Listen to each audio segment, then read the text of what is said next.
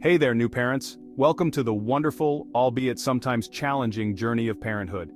Today, I'm going to walk you through some common baby health problems and how you can treat them at home. These tips are meant to give you peace of mind and practical solutions. Let's dive right in. First up, colic. If your baby is crying for more than 3 hours a day, 3 days a week, they could have colic. This can be incredibly stressful for both the baby and the parents. Try giving them a warm bath or gently rocking them. The warmth and motion can be very soothing and might help calm them down. Burping them more often during feeds can also help. This helps release any trapped gas that might be causing discomfort.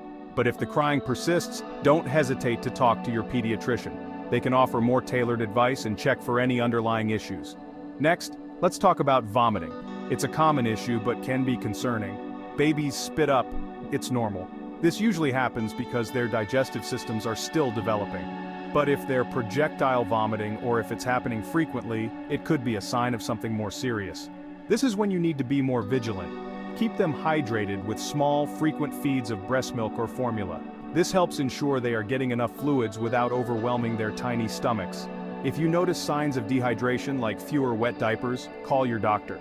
Dehydration can be dangerous for babies. Now let's move on to teething. Oh, the joy of baby's first teeth. It's a milestone but can also be a tough time for your little one. Your little one might be fussy, drooling a lot, or even have a slight fever. These are all common symptoms of teething. Massaging their gums with a clean finger or giving them a teething ring can provide some relief. The pressure can help soothe their sore gums. If the fever is high or they seem very uncomfortable, it's a good idea to get a professional opinion. Sometimes teething can mask other issues. Moving on to fever and colds.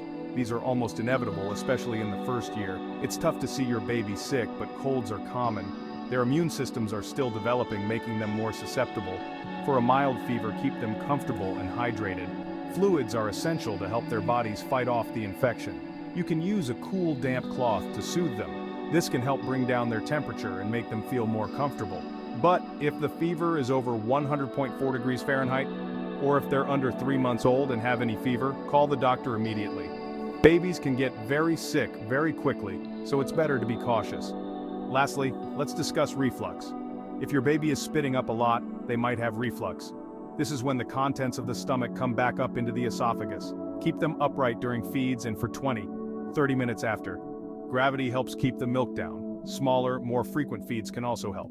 This reduces the amount of milk in their stomach at any one time, making it less likely to come back up.